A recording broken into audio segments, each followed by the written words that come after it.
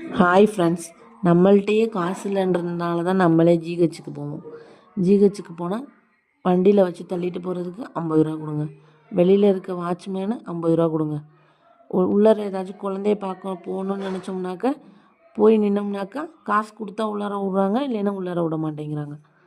எதுக்கு எடுத்தாலும் காசு காசு காசு காசுன்னு கேட்குறாங்க. நம்ம காசு கொடுக்கலன்னா நம்மள்கிட்ட சிறு சிறுன்னு விழுகுறாங்க, நம்மளை உள்ளாரையே விட மாட்டேங்கிறாங்க. காசு இல்லை, நாங்கள் இவ்வளோ தான் காசு கொண்டு வந்திருக்கோம், செலவுக்கே இவ்வளோ தான் இருக்குதுன்னு சொல்கிறோம். அப்பையும் அடுத்த தடவை வந்து கூப்பிட்டா வரவே மாட்டேங்கிறாங்க வீல் சேரில் ஏற்றுறதுக்கெலாம். என்னன்னு கேட்டால் நம்ம காசு கொடுக்கலன்னு சொல்லி நம்மளை வந்து கூட்டிகிட்டு போக மாட்டாங்களாம். அப்புறம் எதுக்கு அவங்க வேலை பார்க்குறாங்க? அங்கே வேலை பார்க்குறது அவங்கள வீல் சேரில் வச்சு தள்ளிட்டு போகணுன்றதுக்காண்டி தான் வேலையே பார்க்குறாங்க.